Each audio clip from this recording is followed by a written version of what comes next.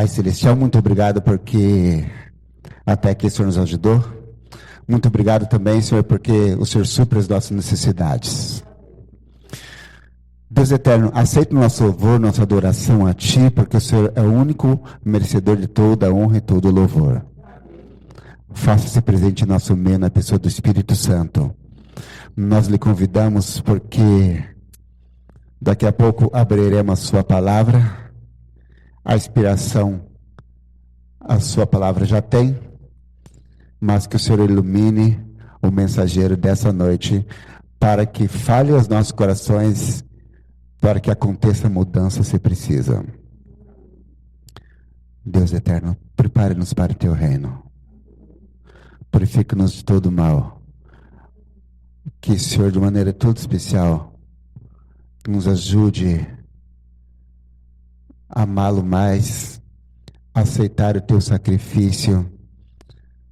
Se necessário for, que o Senhor também nos ajude a fazer algumas renúncias, para que possamos estar pronto para gritar que esse é o Deus em que nós aguardávamos quando Tu voltar.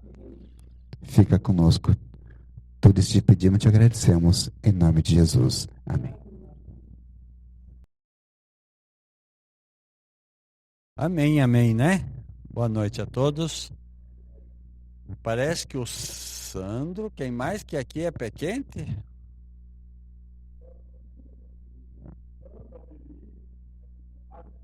A Fátima. Vocês têm que contar para nós o segredo, tá bom? Conta para nós o segredo para a gente poder, pelo menos, igualar vocês, né? Queridos, é gostoso brincar, é gostoso ganhar prêmio, mas a mensagem dessa semana é uma mensagem que foi preparada com muito carinho por alguns líderes da nossa igreja. Obrigado. E a nossa oração é que chegue até o nosso coração, né? E para isso eu quero que você feche o olho e você faça a oração: Senhor, que essa mensagem eu consiga absorver, que chegue até o meu coração. Santo e eterno Pai que estás nos céus, cada um de nós vai fazer a sua oração. Por favor, atende a oração de cada um de nós. Que a tua mensagem chegue ao nosso coração e que possamos ouvir a tua voz, em nome de Jesus. Amém. Amém. Ontem nós vimos que Jesus mudou o quê? A valorização do ser humano. As pessoas eram pouco valorizadas até o tempo de Jesus. Mas Jesus veio para valorizar o ser humano, a mulher, a criança, né? Jesus veio para valorizar os servos ou os escravos, né? E o evangelho mudou o jeito do mundo graças à influência que Jesus teve por nós. Abra a tua Bíblia em Lucas capítulo 4. E a gente vai ler o verso 18 e o verso 19. E a gente vai ver realmente Jesus pregando na igreja e o que ele leu e o que ele falou. Lucas 4, 18 e 19. É quando Jesus abre a Bíblia e lê e comenta esse verso.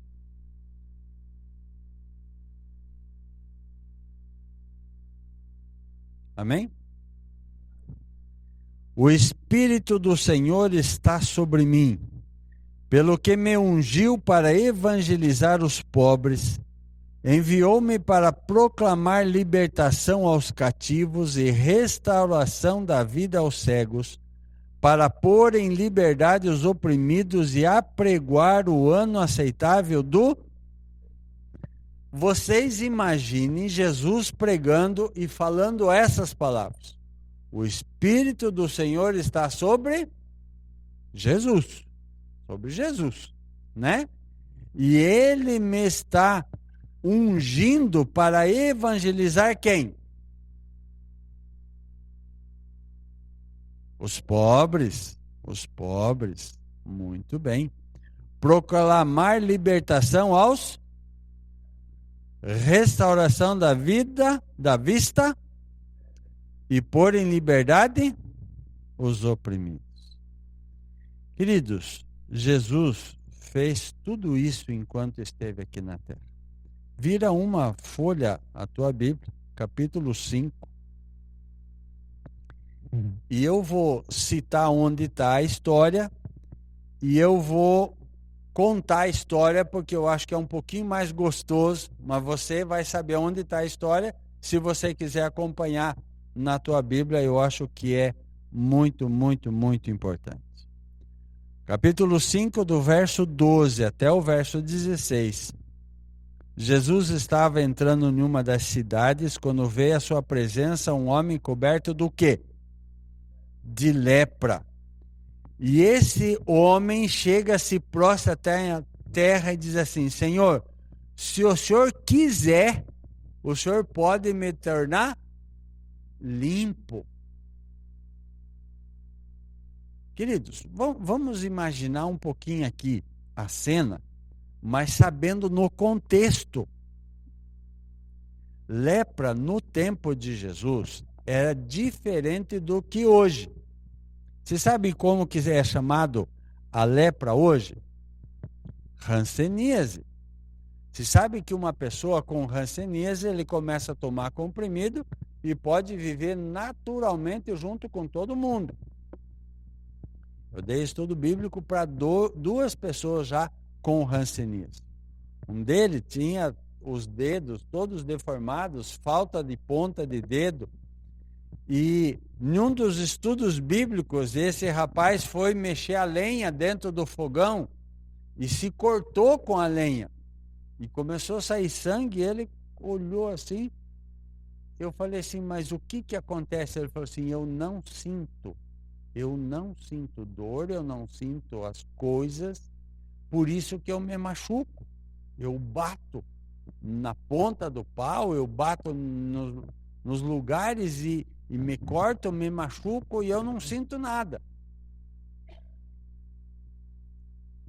Hoje a hanseníase não é transmitida mais por causa do remédio que eles tomam. Mas no tempo de Jesus não tinha o remédio. E essa doença era muito contagiosa. Então a pessoa precisava ficar longe dos outros. E se alguém fosse chegar perto, tinha que dizer assim, imundo, imundo, para as pessoas saber, para não chegar muito, muito perto. Queridos, imagine esse rapaz chegando mais próximo um pouquinho de Jesus, com um pouquinho de segurança.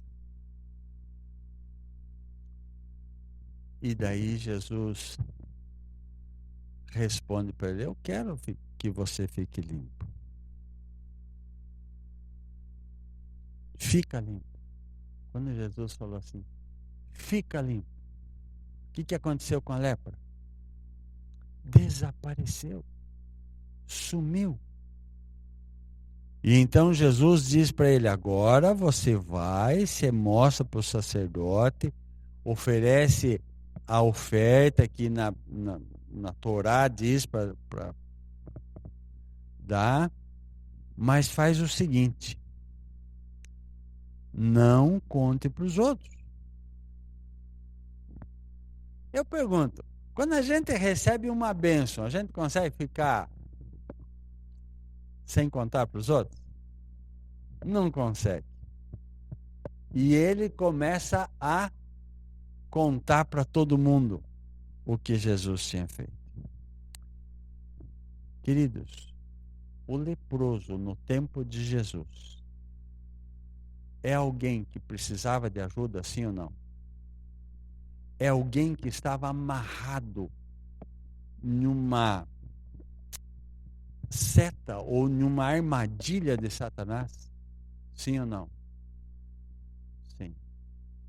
Quando Jesus, ele prega uma das funções, dos objetivos de Jesus é curar aqueles que precisavam de cura. No verso 17 começa uma outra história. E essa história me chama a atenção porque é uma lição para nós. Tinha um senhor que era paralítico e os seus amigos souberam que Jesus ia estar pregando em uma das casas na cidade de Cafarnaum. E os 4 amigos foram até a casa desse aleijado, desse paralítico, colocaram ele em uma padiola. Você sabe qual é a diferença de maca e padiola, né? Maca é uma coisa bem ajeitada. Padiola é um pano com um varal ali, um negócio assim meio improvisado. E eles, em 4, carregaram ele até a casa que Jesus estava pregando. Só que tinha mais um detalhe. Quando eles chegaram na casa, estava assim, um pouco mais cheio do que a nossa igreja. Por que eu digo um pouco? Porque as casas eram pequenininhas. E interessante que normalmente a casa tinha uma porta só e às vezes uma janela só. Já pensou uma casa com a tua família com uma porta só e uma janela só? Hã? Quando tinha janela? Era muito, muito pequeno. As ruas, gente, da cidade, eu acho que tinha a largura desse banco. A rua da cidade. Eu conheci os escombros da cidade de Cafarnaum. As casas eram muito pequenas. E por ter gente demais, estava socado dentro da igreja, da casa. E na porta, quem conseguia chegar perto da porta para escutar Jesus estava socado de gente também. E todo mundo com vontade de escutar Jesus, não davam licença para ninguém passar. Imagine 4 pessoas carregando mais um paralítico ainda. E eles não se deram por vencidos. Eles subiram em cima do telhado, puxaram o amigo para cima do telhado, descobriram o telhado no ponto que Jesus estava pregando e baixaram o amigo na frente de Jesus. Jesus olha aquele rapaz e diz assim: teus pecados estão perdoados. Gente, a Bíblia não fala nada, mas Ellen White, ao descrever essa história, diz assim: a consciência daquele homem era pesada. E o que ele mais ansiava era o perdão dos seus pecados. E qual foi a primeira coisa que Jesus fez? Perdoou os pecados. Não faltou gente para pensar errado. Quem é esse para perdoar pecado? Mas só pensaram. E Jesus, lendo o pensamento, diz assim: o que é mais fácil, perdoar os pecados ou dizer levanta e anda? O que é mais fácil? O que vocês acham? Perdoar os pecados, sabe por quê? Porque se eu falar, Vilmar, teus pecados estão perdoados, ninguém sabe se estão ou não estão. Não dá para ver. Eu não tenho autoridade para dizer teus pecados estão perdoados, mas Jesus tinha. E ele falou assim: para vocês saberem que eu tenho autoridade para perdoar pecado, virou para o paralítico e falou assim: levanta e anda. E aquele paralítico levantou na hora. Ele falou: agora pega tua maca, teu leito ali, tua padiola e vai para casa. E aquele rapaz foi livre da doença para casa, mas também livre dos seus pecados. Gente, a marca de Jesus é ajudar a gente, né? E a primeira coisa, quando a gente pensa em Jesus, é a salvação dos nossos pecados. Mas Jesus também quer libertar a gente das nossas angústias, nossos problemas. Para um é lepra, para outro é paralisia, para outro é um problema em casa. E Jesus quer solucionar os nossos problemas. Ele veio aqui para ajudar o ser humano. Na minha Bíblia eu preciso virar a página, mas no verso 27, eu vou ler na Bíblia o 27 e o 28. Depois eu vou contar o restante. Acompanhe comigo. Lucas, capítulo 5, verso 27 e o 28. Passadas essas coisas, saindo, viu um publicano chamado Levi, assentado na coletoria, e disse-lhe: segue-me. E ele se levantou e, deixando tudo, seguiu. Algumas coisas interessantes. Vocês lembram quando ele chama Pedro, Tiago, João? Lembram que eles estavam pescando? Ou pelo menos consertando as redes? E Jesus passa perto deles e diz: siga-me. E eles também deixaram tudo. Interessante que hoje, para seguir Jesus, nós não precisamos deixar tudo. Pelo menos não tudo que é certo. Tem empregos que dão um sábado, que são tranquilos, e a gente não precisa deixar. Tem famílias que não vão abandonar se você aceitar Jesus, você não precisa deixar eles. Mas Levi, e a gente sabe que é Levi Mateus, né? Depois o discípulo Mateus é o Levi da coletoria. O emprego dele, o emprego de Pedro, de Tiago, de João, impediam ele de seguir Jesus. E a Bíblia diz que ele levantou e fez o quê? Deixou tudo. Deixou tudo. Interessante, ele era bem de situação, né? Continuando a história, no verso 29 em diante, Levi deu um grande banquete para Jesus. E Jesus foi comer com Levi. Só que Levi, antes disso, estava na coletoria. Ele era cobrador de impostos. E era costume, tanto é que temos a história de Zaqueu, né?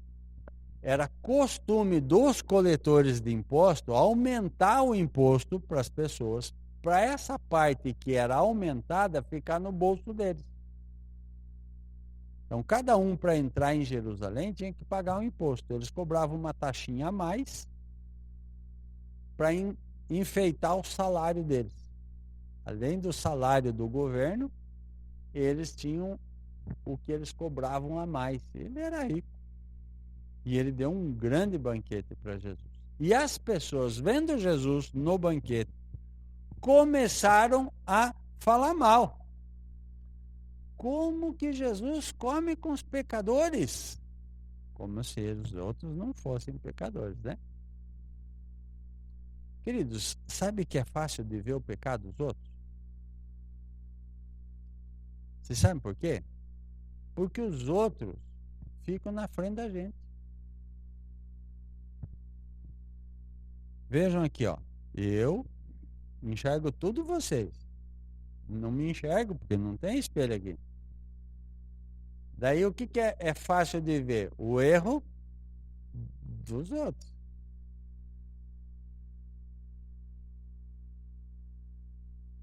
E queridos, normalmente os outros têm um erro diferente do nosso. E daí dá para a gente acusar eles. Porque daí, como o erro é diferente, a gente se desculpa atrás do nosso erro para acusar os outros. Os fariseus que acusavam Levi de ser pecador, eu pergunto, eles também eram pecadores, sim ou não? Vocês lembram quando trouxeram uma mulher apanhada em flagrante adultério? O que Jesus falou para eles? Quem não tem pecado, atire a primeira pedra. Ali no meio deles, tinha alguém sem pecado? Tinha. Jesus não tinha pecado. Ele podia tirar a primeira pedra? Sim. Ele podia dizer assim, gente, só quem não tem pecado pode atirar a primeira pedra. Então eu, como não tenho, vou atirar a primeira pedra, depois vocês terminam de matar. Podia ou não podia? Mas ele falou assim, ó, a primeira pedra, só quem não tem pecado pode atirar. Mas ele não atirou. E o que aconteceu com os outros? Por que eles foram embora? Porque não podia atirar a primeira pedra. Porque todos somos pecadores. Queridos, olha o que Jesus responde para essa acusação. Você está com a Bíblia aberta em Lucas capítulo 5. Eu vou ler o verso 31 e o verso 32. Respondeu-lhes Jesus: os sãos não precisam de médico, e sim os doentes. Não vim chamar justos, e sim pecadores ao arrependimento. Você, quando está bem de saúde, vai para o hospital? Não somos enfermeiros, não somos médicos, vamos fazer o que lá no hospital? Não é verdade? Por que a gente vai no hospital? Quando está doente. Não é verdade? Gente, a igreja é chamado hospital espiritual. Aqui a gente não encontra pessoas sem doença espiritual. Às vezes a gente quer chegar aqui e encontrar pessoas sendo médico. Quem é o nosso médico? Jesus. Quem vai curar nós aqui na igreja? Jesus. Só porque a doença de um é diferente do que a doença do outro, não tem razão de a gente criticar o outro. A gente precisa lembrar que aqui somos todos doentes e o nosso médico é Jesus. E Jesus veio salvar nós. Ele veio oferecer o perdão para nós.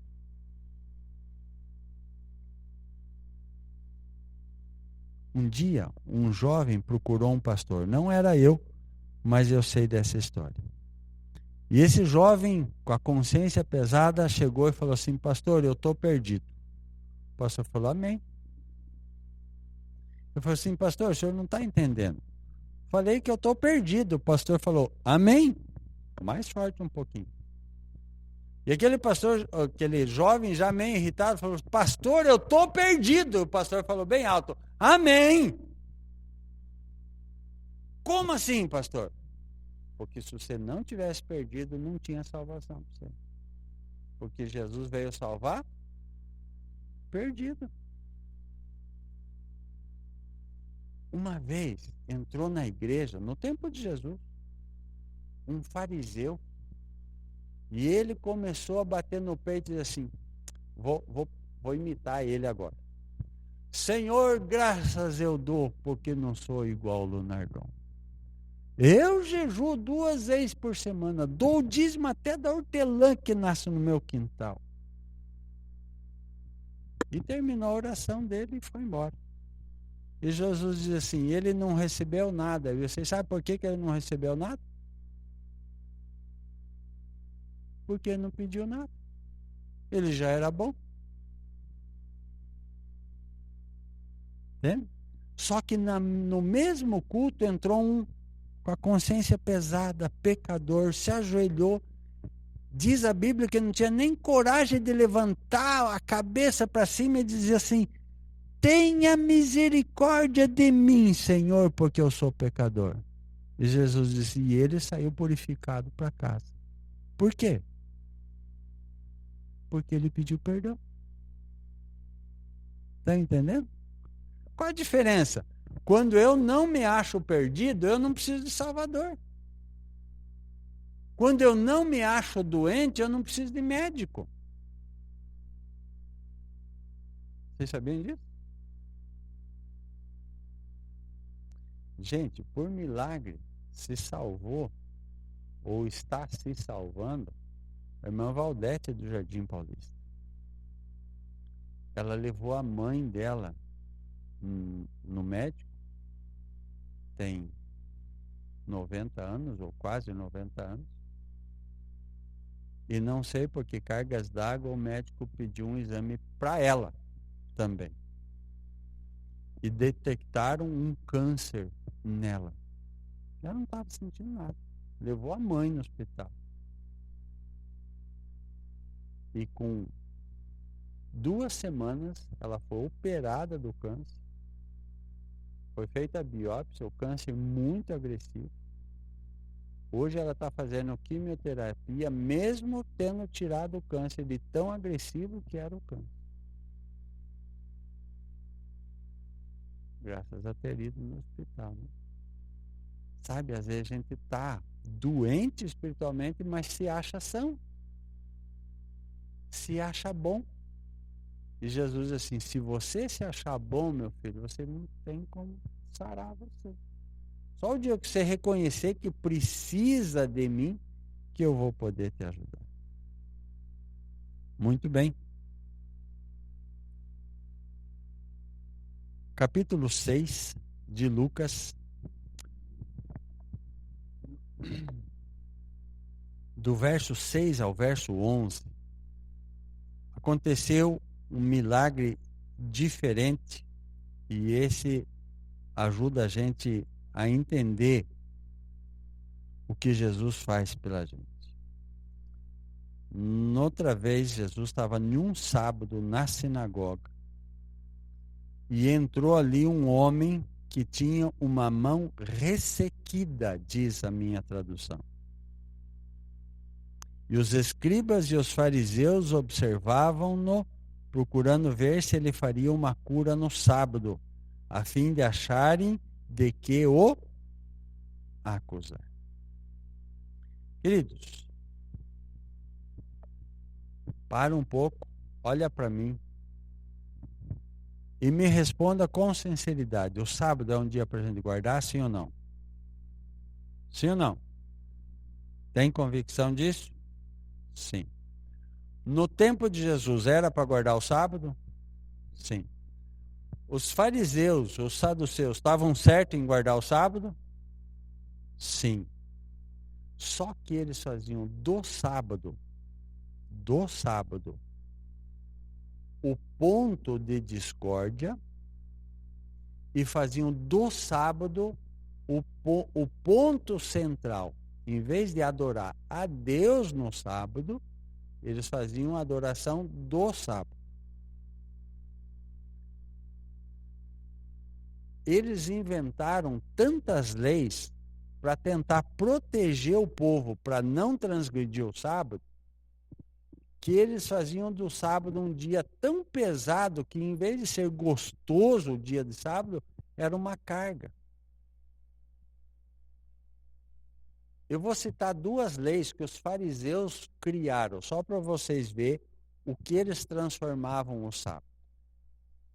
No sábado, você encher a tua boca de saliva e você cuspir no chão e tiver uma plantinha no chão, você transgrediu o sábado porque você molhou a planta.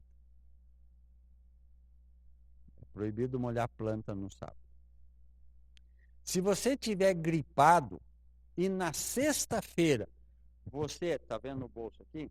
Costurar o cantinho do lenço na roupa, então o lenço faz parte da roupa. Então você pode carregar o lenço no sábado. Mas se ele não tiver costurado na roupa e você pôr o lenço no bolso, você transgrediu o sábado porque você está carregando no sábado.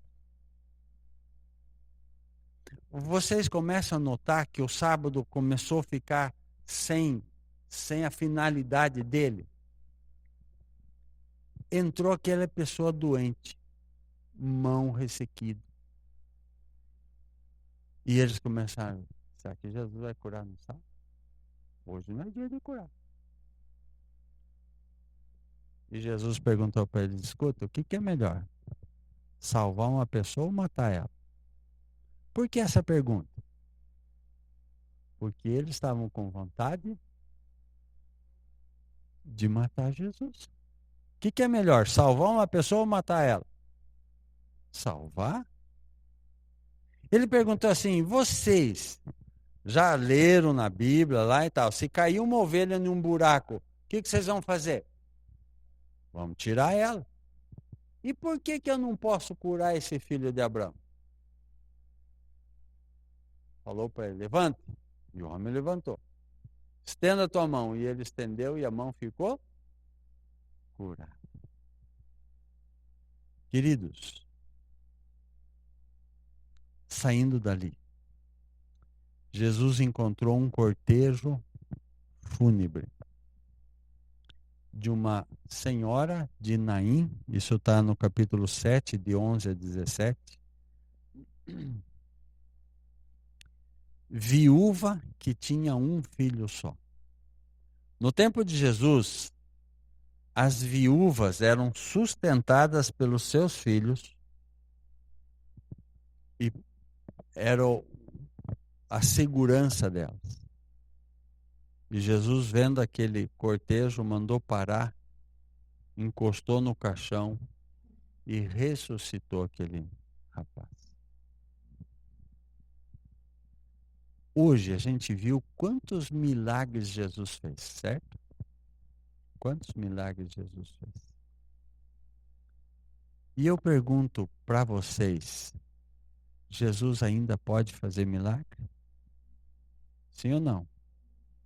Pode. Eu morei no norte do Paraná por vários anos. Fui professor no colégio adventista, depois fui obreiro bíblico daquela igreja. E lá eu conheci o Jair Zonenberg. O Jair Zonenberg, quando criança, ele entrou em uma valeta para limpar a valeta que conduzia água para o gerador que gerava energia para o sítio onde eles moravam. E a valeta cheia de barro, e ele pisa em alguma coisa que corta o pé dele. Mas, sabe que o pessoal do sítio não é um qualquer cortinho que para, né? Ele continua trabalhando o dia inteiro naquela valeta, pisando no barro, mesmo com o pé com um cortinho. Não sei se foi um dia ou dois que ele trabalhou naquela valeta. E dali uns dias ele começou a ter febre. E então seu pai pega a carroça, porque no tempo que o Jair era pequeno era carroça, o meio de transporte, e vai até a cidade, mais ou menos 10 quilômetros. Chega no médico, o médico examina, tira a febre, aí é uma gripe, dá remédio para a gripe e manda embora. E o pai coloca o Jair na carroça e começa a voltar. Mas quando ele começa a voltar, a situação do Jair começa a ficar muito grave. Ele vira a carroça de volta e volta para o hospital. Fala, doutor. E o médico, vendo a situação e a febre muito alta, ele começa a perguntar, Jair, você não se machucou, não fez isso, não fez aquilo? E o Jair dizia, não, porque realmente aquele cortinho já tinha sarado. Foi um corte pequeno. E de tanto médico perguntar, ele falou assim, eu cortei o pé, mas isso daqui sarou, nem inflamar não inflamou. O médico falou, então é isso. Então é isso. Você sabe o que era? Tétano. E queridos, eu não sabia, o Jair contando pra gente. O tétano, a pessoa dá muita febre, mas não pode escutar barulho. Qualquer barulhinho dava cãibra, que a língua dele queria trancar a respiração, de tanta cãibra por dentro dele. O médico liga para a prefeitura, isola 2 ruas em volta do hospital para nenhum carro passar por frente do hospital. Proibiu visita no hospital inteiro, chamou toda a equipe de enfermagem e falou, quem bater uma porta está despedido, quem derrubar uma colher no chão está despedido. Isso tudo para tentar salvar o Jair. E o Jair vai piorando, piorando, piorando, piorando. Sexta-feira, o médico conversa com a família e diz assim, da medicina nós fizemos tudo. Vocês creem em Deus? Então peçam que Deus faça um milagre. Porque não tem mais o que fazer. Lógico, o pessoal, tudo parente, já estava orando. Mas no sábado de manhã, no intervalo entre a escola sabatina e o culto divino, a igreja inteira se ajoelhou e oraram fervorosamente pelo Jair. Depois do almoço,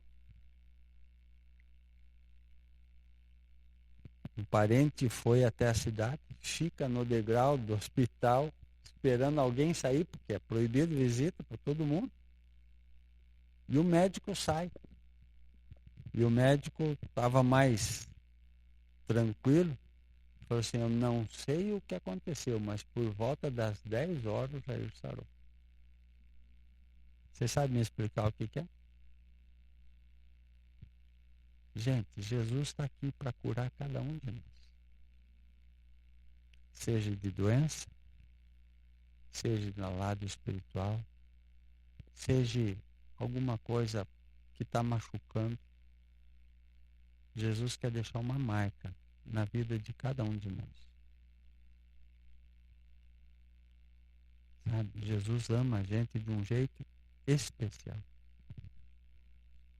Eu queria que enquanto a gente ouve essa música, você pudesse pensar em tudo que Jesus já fez por você, mas pedir algo que está aqui no fundo do teu coração.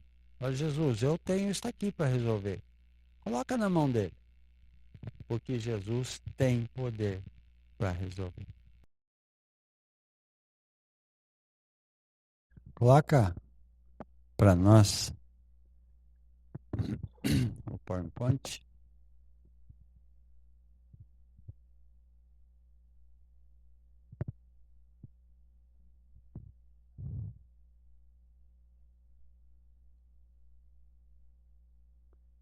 Gente, cuidado das pessoas necessitadas. Hoje, seguindo o que Jesus fazia, o que a nossa igreja faz? Existe uma agência chamada ADRA. Vocês sabem o que significa a sigla ADRA? Agência de Desenvolvimentos e Recursos Assistenciais. Todas as grandes tragédias que acontecem, a ADRA fornece apoio para os afetados.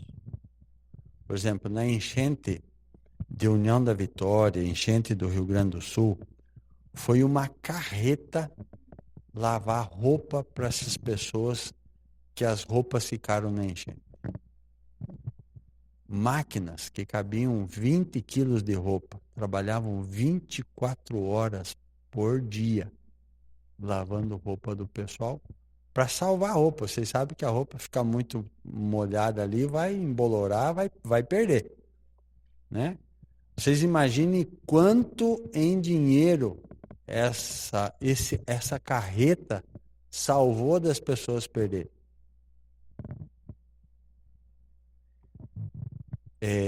Terremoto, vai recursos, vai mantimento, vai água e assim por diante. O segundo é assistência solidária adventista. A gente chama de assistência social adventista, né? A nossa igreja aqui tem. E o que a assistência social adventista faz? Principalmente, dá alimento para aqueles que precisam. Roupa. É o pouquinho que a gente consegue fazer, mas para seguir aquilo que Jesus fazia. Mutirão de Natal. Arrecadamos comida e algumas coisas a mais para alegrar a vida daqueles que têm tão pouco. Queridos, nós, bem de longe, procuramos seguir o exemplo de Jesus, ajudar aqueles que precisam. E eu digo para vocês, vamos continuar unidos com o povo que segue as pisadas de Jesus. Que Jesus nos ajude e que Jesus nos salve. Amém? Convido você para nós estarmos aqui amanhã para mais um culto, para mais uma marca que Jesus vai deixar. Vamos ficar em pé, fazer a última oração? Santo e eterno Pai que estás nos céus, muito obrigado, Senhor, pela vida, muito obrigado por essa mensagem, muito obrigado porque Jesus ama o ser humano a tal ponto de vir ajudar nas suas dificuldades, nas suas ansiedades, nas suas lutas. Por favor, Senhor, ajuda cada um de nós a confiar em Ti e a colocar a nossa vida nas Tuas mãos. Nos prepara para o céu, nos salva para o Teu reino e nos ajuda, Senhor, a amar os irmãos e a amar os necessitados como o Senhor ama. Derrama a Tua graça sobre cada um de nós. É o que te pedimos em nome de Jesus. Amém. Amém.